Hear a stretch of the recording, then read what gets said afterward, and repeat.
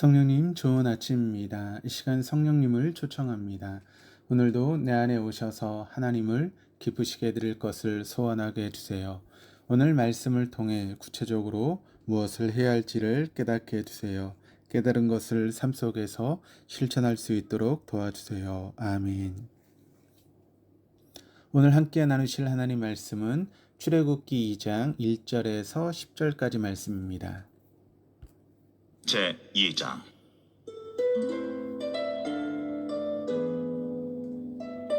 레위 가족 중 한 사람이 가서 레위 여자에게 장가들어 그 여자가 임신하여 아들을 낳으니 그가 잘생긴 것을 보고 석 달 동안 그를 숨겼으나 더 숨길 수 없게 되매 그를 위하여 갈대 상자를 가져다가 역청과 나무진을 칠하고 아기를 거기 담아 나일강가 갈대 사이에 두고 그의 누이가 어떻게 되는지를 알려고 멀리 섰더니 바로의 딸이 목욕하러 나일강으로 내려오고 시녀들은 나일강가를 거닐 때에 그가 갈대 사이의 상자를 보고 시녀를 보내어 가져다가 열고 그 아기를 보니 아기가 우는지라 그가 그를 불쌍히 여겨 이르되 이는 히브리 사람의 아기로다. 그의 누이가 바로의 딸에게 이르되 내가 가서 당신을 위하여 히브리 여인 중에서 유모를 불러다가 이 아기에게 젖을 먹이게 하리이까?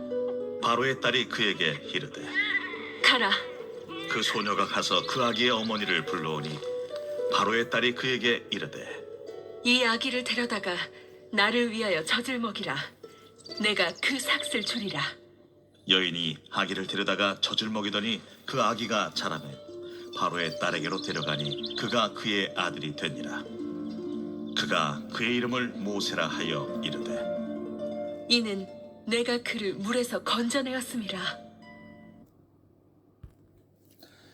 바로는 애굽에 있는 이스라엘의 번성을 두려워하고 그 번성을 막기 위해서 안간힘을 쓰면서 결국 남자아이는 태어나자마자 모두 나일강에 던져 죽이라는 끔찍한 명령을 내렸습니다. 훗날 헤롯이 자신의 왕위를 위협하는 아기가 유대에 태어났다라고 하는 동방에서 온 박사들의 말을 듣고 비슷한 행동을 취한 것 외에는 성경에 다시 언급되지 않는 무자비하고 잔인한 행동이었습니다. 그러나 죽음이 선포된 상황에서도 생명은 끊임없이 태어났고 바로는 하나님의 생명의 원리를 멈추게 할 수 없었습니다. 1절 2절입니다. 레위 가족 중 한 사람이 가서 레위 여자에게 장가들어 그 여자가 임신하여 아들을 낳으니 그가 잘생긴 것을 보고 석 달 동안 그를 숨겼으나 이스라엘이 겪는 고난의 초점이 이제 한 가족에게로 옮겨졌습니다. 레위 족속의 한 남자가 친족의 한 여자와 결혼했습니다. 이들은 아므람과 요게벳으로 알려졌으며 본문에서의 한 아들이 태어나기 전에 이미 두 자녀 미리암과 아론이 있었습니다. 미리암과 아론은 바로 왕의 유아살인 명령이 내리기 전에 태어난 것으로 보입니다. 태어난 아기의 모습이 잘생겼다라고 증거합니다. 그리고 그 잘생김이 바로의 명령을 어기고 생명을 내걸고서라도 이 아이를 지키고자 했던 이유였습니다. 어느 부모가 자신의 자녀가 잘생겨 보이지 않겠으며 어느 부모가 자녀를 죽이려고 하는 권력 앞에 자신의 목숨을 걸고서라도 지키려 하지 않겠습니까?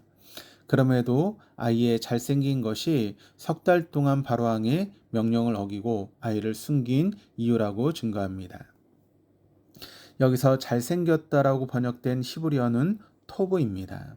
이 단어는 하나님께 세상을 창조하시고 무려 7차례 반복하여 보시기에 좋았더라라고 말씀하신 히브리어와 동일합니다.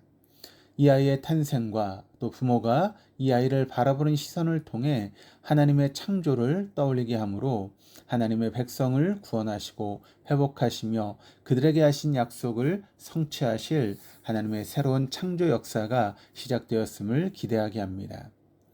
우리는 하나님 보시기에 좋은 하나님의 자녀입니다. 비록 우리의 죄된 본성이 하나님의 창조 목적을 벗어나 죄악의 길에 서 있을지라도 하나님은 우리를 여전히 사랑의 눈으로 바라보심을 기억하십시다.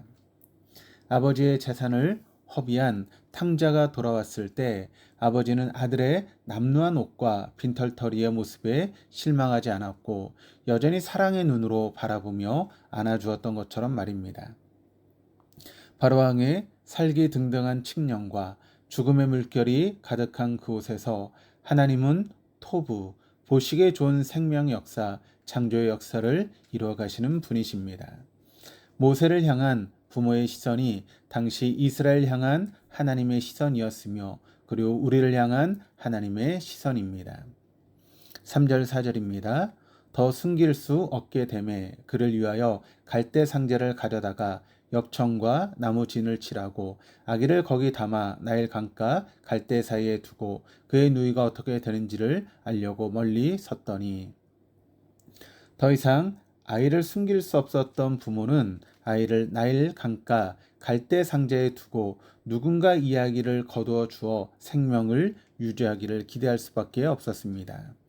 이를 위해 상자를 만드는데 갈대는 당시 나일 강가에서 흔히 볼 수 있었던 파피루스입니다. 파피루스는 3m까지 자라며 당시 사람들은 이 파피루스를 엮어서 다양한 물건을 만들었습니다. 그리고 파피루스로 엮은 상자에 물이 스며들지 않도록 역청과 나무진을 꼼꼼히 칠했습니다. 본문에서 상자로 번역된 히브리어 단어는 테바입니다.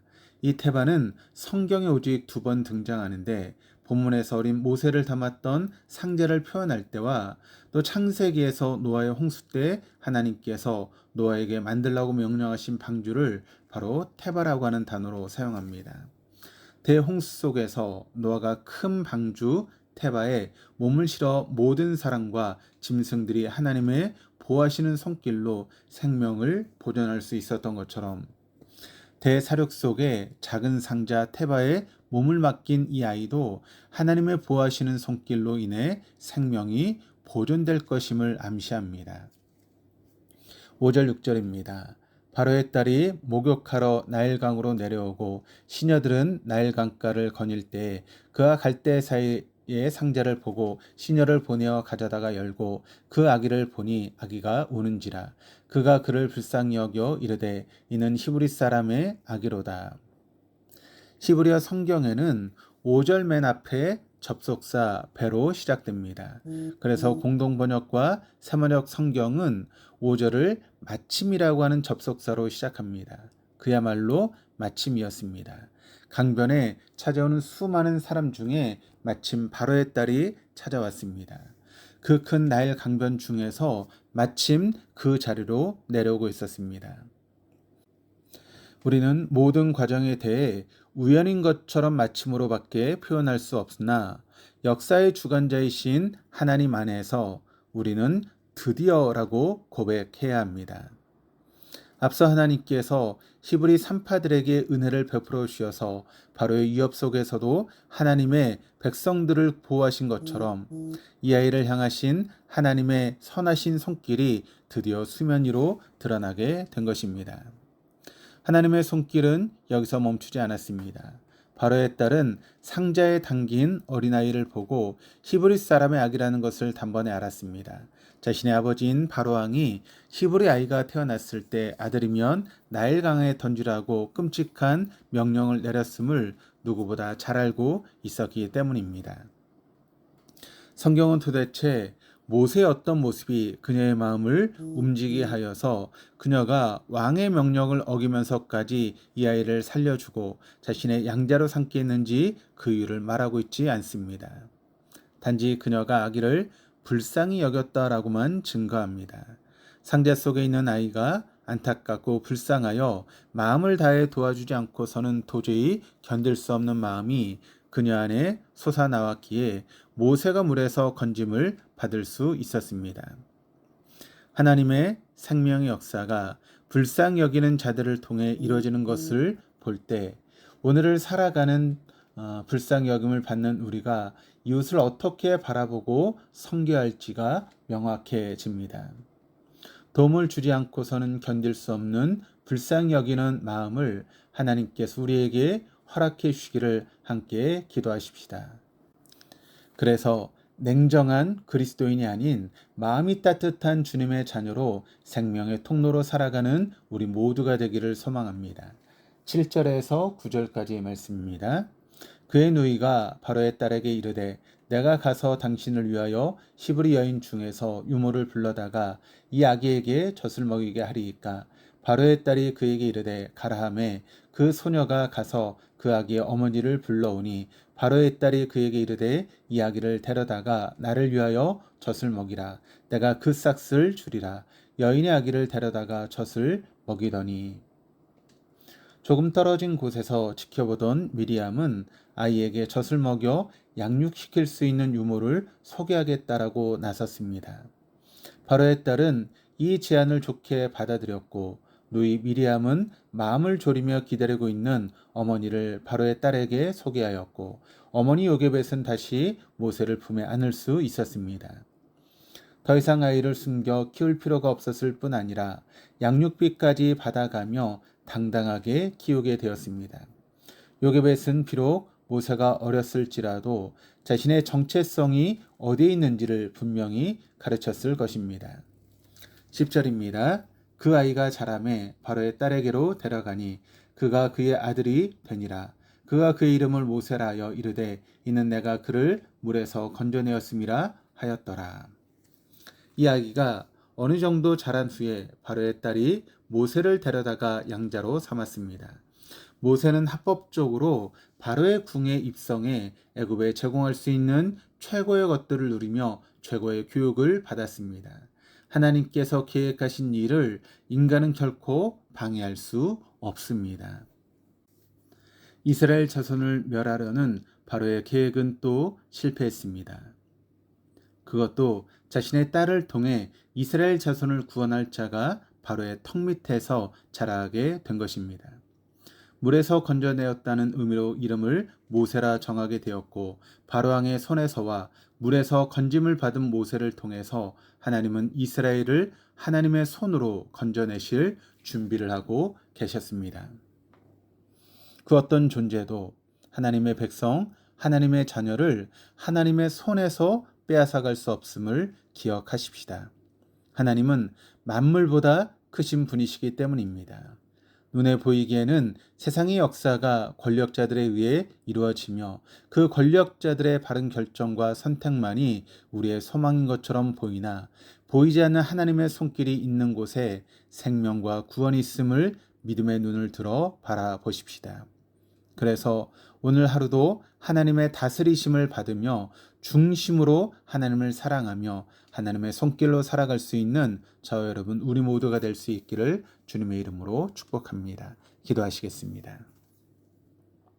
하나님 아버지, 이스라엘 향한 그리고 모세를 향한 바로의 손길이 크고 강해 보였으나 만물보다 크신 하나님의 손 아래 있는 어린 모세가 물에서 건짐을 받는 모습을 통해 크고 놀라우신 하나님 역사를 바라보게 하시니 감사드립니다. 우리의 삶이 어린 자녀를 갈대 상자에 담아 나일 강가에 둘 수밖에 없는 무력한 상황과 갈대 상자에 누워 누군가의 손길이 없이는 생명을 유지할 수 없는 절박한 상황일지라도 우리를 향한 보이지 않는 손길로 우리의 생명이 유지되며 그 어떤 권세도 우리를 향하신 하나님의 손길을 끊을 수 없다는 것을 확신하며 중심을 다해 주님을 사랑하며 살아가기를 소망합니다. 오늘도 하나님의 다스리심 아래 있음을 기억하며 은혜로 건짐을 받은 자로서 누군가에게 도움의 손길을 내미는 은혜의 통로로 살아갈 수 있도록 우리에게 용기를 허락하여 주옵소서. 감사드리며 예수 그리스도 이름으로 기도드립니다. 아멘.